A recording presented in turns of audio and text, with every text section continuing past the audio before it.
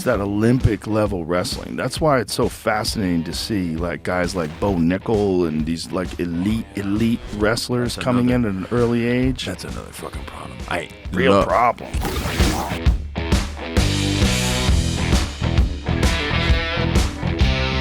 Not all prospects are built equal, and for the UFC's newest middleweight roster addition, Bo Nickal, it's pretty clear that he has the type of potential we don't often see in this sport. If you follow the MMA to any real degree, you've no doubt heard the name mentioned at least once. But why exactly is Bo Nickal getting this type of hype? Why do so many people consider him to be the blue-chip prospect of his generation?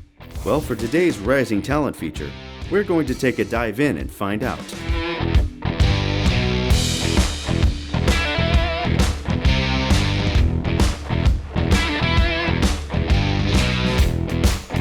As MMA's popularity grew in the early 2000s, we started to see a different caliber of athlete coming into the sport. Transitioners from other martial arts seemed more willing to test themselves in MMA because of the increased exposure and the financial opportunities that brought. Decorated athletes like Randy Couture gave way to John Jones. Before then, we got the likes of Henry Cejudo, and these days, Alex Pereira and Israel Adesanya.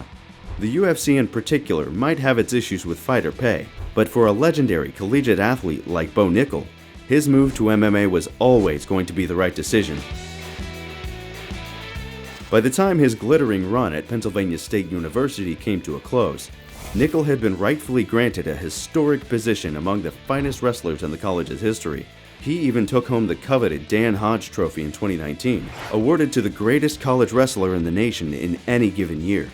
His record of success and reaching the podium at every major event he entered as a collegiate wrestler left him with an unbeaten stretch that ran from his sophomore year onwards. Nickal never lost another match after his second year. His time at this level was a story of great success, and though he would narrowly miss out on making the Olympic team for the 2020 Games, his transition to MMA was already taking place. As it turned out, Nickal was pretty good at this whole MMA thing as well. His amateur debut saw him score an early arm triangle choke, before his follow-up appearance resulted in a first-round KO. What we can show you is Nickal's destructive performance in his pro MMA debut. And if there were any worries about how his transition to the overall MMA game would look, we at the very least got an insight into how his striking was developing. Nickal's got some hands, folks. That much is clear.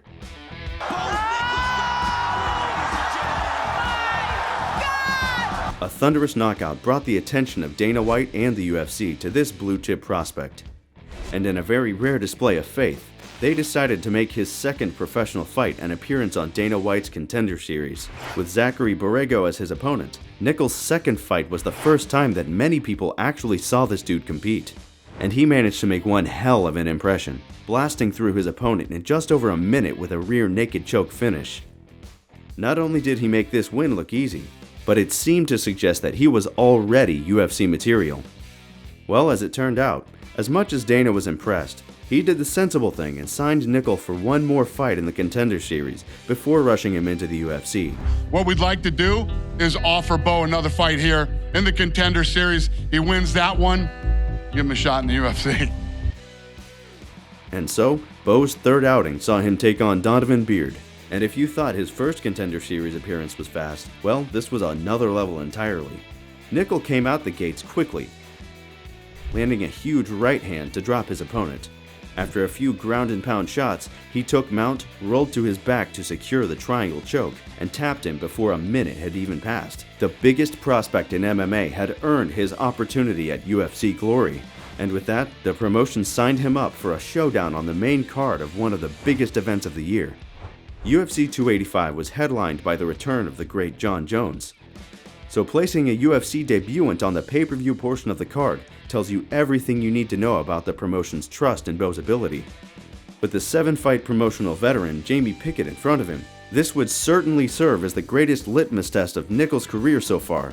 Little did we know that Bo was about to make another massive statement, coming out the gates like a bull, snatching Pickett and working the takedown. Of course, there was a call for a low blow that, to be honest, looked legit. But judging off this stylistic matchup, it didn't seem like Pickett was going to survive as soon as Nickal got a hold of him. The eventual arm triangle choke that secured the win did indeed show some of Nickal's inexperience. The setup took a very long time, all things considered. But when the tap came, it was another first-round finish for Nickal, leaving him with a hugely successful debut on the big stage. There's a certain intensity to the way Bo fights that these fighters just seem to crumble in the face of. Now, of course, some big questions over his ability to fight into rounds 2, 3, and beyond are there. But at this point in time, he doesn't need to prove his ability to marathon. At least for now. With that first victory in the UFC now under his belt, fan speculation has only continued to grow. Once everyone got over that low blow and how it affected the fight, the conversation once again shifted to where exactly Bo Nickal should go next. Already, fans were speaking about him in relation to the middleweight top 15 and how he matches up against the two greatest strikers in the division, Israel Adesanya and Alex Pereira.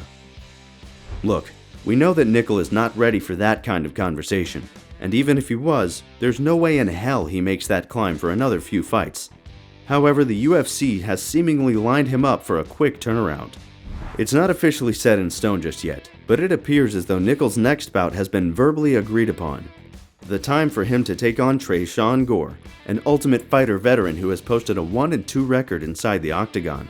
It's not a major step up from Jamie Pickett, but let's not forget that Bo Nickal hasn't even fought in MMA 5 times yet. This guy looks as legit as a combat sports prospect can be, and his transition to MMA seems to be showing some very positive early signs. This dude is a born competitor. He even put up a competitive performance against the great BJJ fighter Gordon Ryan, showing that his feel for competition in general is able to translate. But at this early stage, the UFC are right not to rush this guy. His striking game and overall comfort within the full MMA skill set still needs time to develop, and given just how dangerous and unforgiving MMA can be, rushing Nickal into a fight he's not yet ready for could do major damage to his long-term career. We don't need another Sage Northcutt on our hands. Not to compare them too heavily, but for now, let's just see how Bo Nickal grows into his role as perhaps the biggest prospect in the sport. It goes without saying that this dude was born to compete, and judging off of his college wrestling career, he should have no problems in dealing with the pressures that will come as he climbs the ladder. Whether he can reach his full potential and become UFC champ or not is anyone's guess. But if we had to bet on it, Bo Nickal seems like the real deal. Thank you for tuning in. Be sure to click the bell to be notified of future videos.